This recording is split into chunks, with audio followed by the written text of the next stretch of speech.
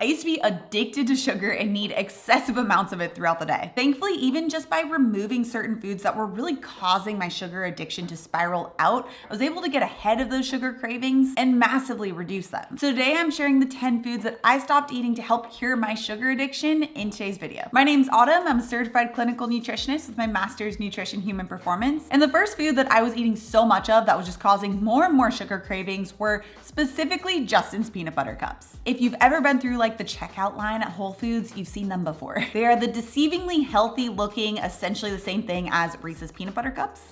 And they were my downfall. Because they were always at the checkout, I'd just be like, oh, I'll just grab one to go along with tonight's dinner. And just the packaging, everything, they just felt healthier. But one packet still had 16 grams of added sugar. And it just became so habitual and so addictive. And the reason why having sugar can cause more sugar cravings is because it causes a big spike in our blood sugar level that then reduces in a pretty rapid drop, or low blood sugar levels. You can witness this anytime you see a little kid eating a bag of Halloween candy, be really hyper for 1 second and then completely crash and be really cranky the next second. The same thing even happens to us as adults. We'll get moody, we get hangry, we start to crave more sugar to help bring that blood sugar back up and get that roller coaster ride going again. So the goal with preventing sugar cravings is to not get those huge surges in blood sugar and instead get these balanced blood sugar levels. So like with the Justin's peanut butter cup that was pretty high in sugar, I had to remove that in order to help stabilize my blood sugar levels and make sure that I wasn't getting more cravings.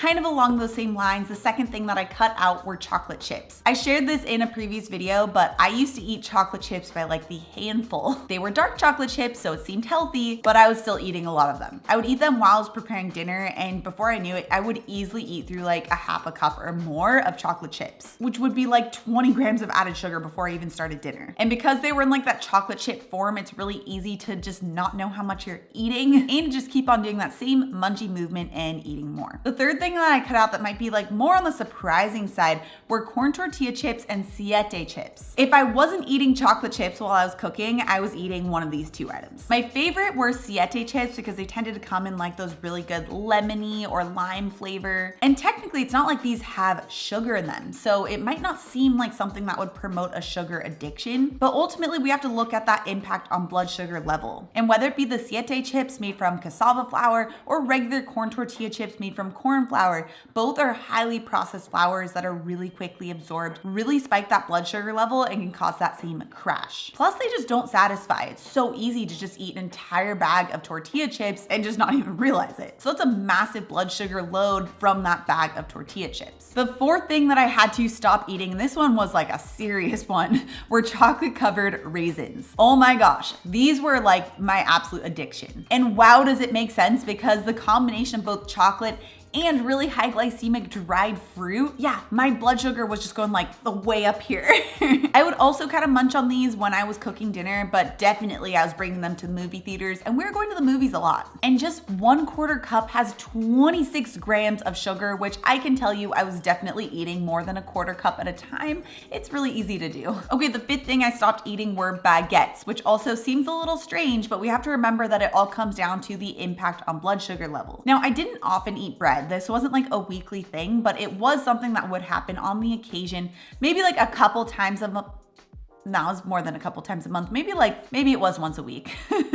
Now that I'm thinking about it. But I'd bring home a baguette from the grocery store, slice it up and either have it with some olive oil or some cheese. Before I knew it, half the baguette would be gone and I'd still be hungry. And then I'd want some chocolate chips. Baguettes, just like most breads, are made from highly refined flours. And a baguette tends to have a glycemic load of about 24, which anything above 20 is considered high glycemic load, which really all that means is it just has a really big impact on the blood sugar level. And little did I know at the time, but thankfully I know now, I was combining that really high starch, really high glycemic baguette with something that was also really high in fat, like olive oil or cheese. And if you've been watching my channel for even a little bit, you've probably heard me talk about the bliss point. And that's where we combine both sugars, or in this case, quickly digestible starches, with fats, and it can really bypass our satiety cues and cause us to eat more and more. So once I learned about the bliss point and got more serious about addressing my sugar intake, intake. Baguettes definitely weren't on the menu every week anymore. Okay, the sixth thing that I stopped eating were dates. Now about 10, 11 years ago when I was in like middle, late college, which didn't realize it was that long ago until just now. But I would eat quite a bit of dates because it was just like a dried fruit. Felt like it was a healthier food item. And I think a lot of people are deceived into thinking dates are like a sugar swap. But dates are not only really high in sugar, one date has 16 grams of sugar, but they're also really high glycemic as well, which means those sugars are absorbed really quickly and cause a really big blood sugar spike. And it's used so often in all these different healthy dessert recipes, like making brownies or like little date snickerdoodles or something. I don't know, if you go online and you look up any like baked recipe that doesn't contain sugar, it probably just contains a lot of dates instead. Okay, the seventh thing I stopped eating were really all other dried fruits. Dried blueberries were my personal favorite, but I would also have dried apricots and dried strawberries. Dried fruits are just so easy to munch on in between meals and significantly increase the sugar intake for that day. And dried fruit across the board has a glycemic load of about 49. That is double that of a baguette. Now I didn't swear off fruit, but I did stick to only whole food sources of fruit and cut out the dried fruit. Okay, the eighth thing that I stopped eating were vanilla lattes, or like drinking.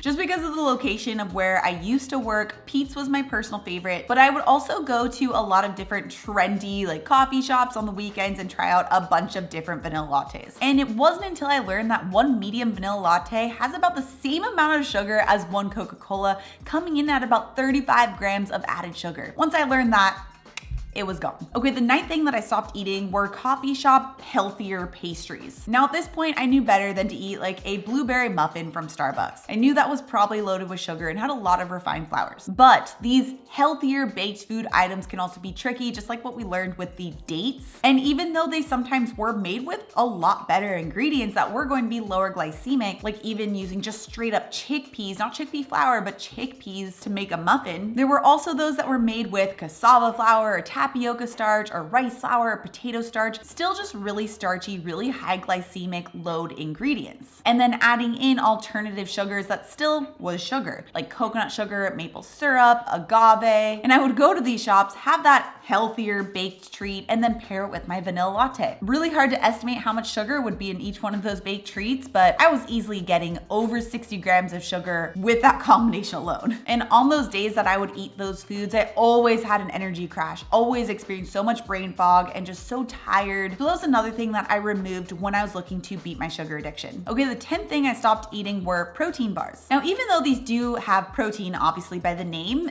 they still have a lot of sugar, or oftentimes they still have a lot of sugar, especially those that use the dates instead of regular sugar. Those can be the most sneaky because dates don't come up as added sugar on the nutrition facts label. Since it's coming from a whole food source of fruit, it's not actually viewed as added sugar for the nutrition facts label, even though the impact on blood sugar level is just as high. So I ditched the protein bars and really just focused on full satiating meals instead. But quitting a lot of these high sugar foods was really just the first step, and if I didn't take those additional steps to address my satiety and overall hormone balance for sugar cravings, then I probably wouldn't have been successful. So if you guys want to learn exactly what I did to help beat my sugar cravings, you can check out this video next. Also, if you're new to my channel and you love this science-backed information, make sure you subscribe right here. Come out new videos every Tuesday and Thursday. All right, guys, thanks so much for tuning in, and I'll see you in my next video.